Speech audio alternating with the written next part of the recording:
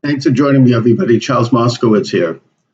The recent CNN climate town hall meeting, which gave Democratic candidates for president a chance to discuss environmental issues, really, I think, turned into a display and an expose of how not only far left they've all gone, but how international they all are. That they were talking not to American people, not to the United States as a nation, but they were talking about how to control the world. This is the classic, most essential aspect of what the left is. It is a grasp for power, for world power, for one world order.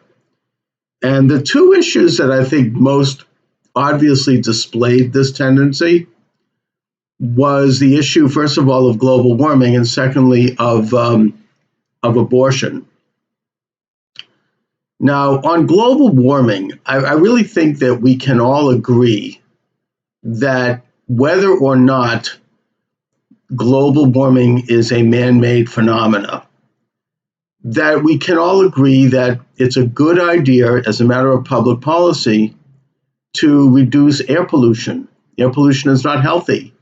Air pollution hurts people. It hurts human life, and we have an obligation to improve life. And it also clearly does hurt the environment, and we have an obligation to be stewards of the environment. But the left-wing solution is actually something that makes the problem worse. They leave in place the toxic emissions. Instead, they shift the responsibility to third world countries and allow them to pollute. While the United States, we have to reduce our industrial output.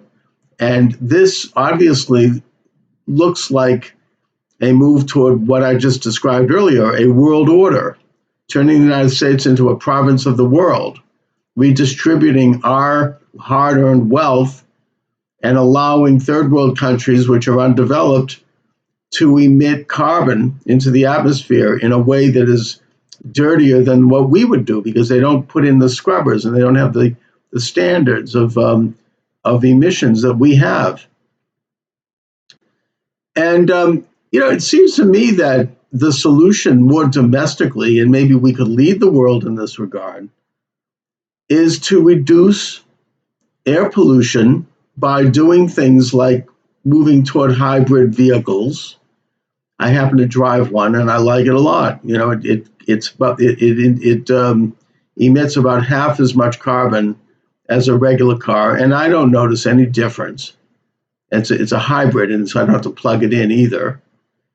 And other common sense ideas. I understand that there's a technology now that by which we can pave highways with solar panel or solar empowered pavement, and that the energy can then be transferred into cable so that it can be used. On issues of the environment, I would say that I'm a conservative, but I also tend to be a green. I mean, I'm a conservationist. I'm not an environmentalist. I don't worship the earth like they do. But I do believe we ought to conserve our environment and take measures within the context of our industrial civilization to improve or at least preserve our environment. And I think it can be done domestically. It can be done locally, even with rules that help do just that. I mean, I think it was in the 1980s that the city of Chicago sued the city of Milwaukee because of their emission of pollution into Lake Michigan, and they won the lawsuit, and Milwaukee had to improve their emissions. So, I mean, in a sense, the environment is a local concern. And I don't think there's anything wrong with public policies, even on a national level, that encourage cleaner practices. But they're not talking about that. They're talking about global, initiative and the move toward, the Rio conference, which was going to implement environmental powers to unelected officials. Agenda 21, for example, which by which you have these unelected people going into local governments and starting to dictate environmental rules. And that to me is a question of not only abrogating sovereignty, but if you scratch the surface even deeper, as evil as that is, it is essentially redistributing wealth by shifting the ability to engage in industrial growth to third world countries where they are actually dirtier. So they don't care about the environment. The second issue, abortion, it was brought up by Bernie Sanders, who came out in support of the international funding of abortion projects, for population control. This is the ultimate dream of the left, to control who lives and who dies. Now, on abortion, again, I might tend to be a little bit more liberal than most conservatives in that I recognize that a woman in the early stages of pregnancy ought to have the right to choose an abortion, as evil and as despicable as abortion is. I understand the construct of Roe versus Wade, which people should read, by the way. It divides the pregnancy into 3 trimesters. The first trimester, it legalizes abortion. The second trimester, it's a little more complicated. The states have a right to regulate, and people have a right to restrict. And the third trimester, it does not legalize abortion, except if a woman is going to die unless she has an abortion, then it's only then is it legal. And that there has to be a pretty damn good reason why someone would want an abortion if they're carrying the child, up to 7 months, 8 months. It's just because that gets into infanticide. But of course, the left is promoting expanding this. And, abortion should be rare. It should be discouraged. It's a horror. It is a moral failing unless there's a damn good reason for it. But they want to normalize it, and they want to have taxpayers pay for it. And then they want to go ahead and use it to force, population control. This is what Bernie Sanders stood up and supported. And I think that at the heart of heart, this is what the left supports. We ought to, talk about authoritarian. You can't get more authoritarian than that.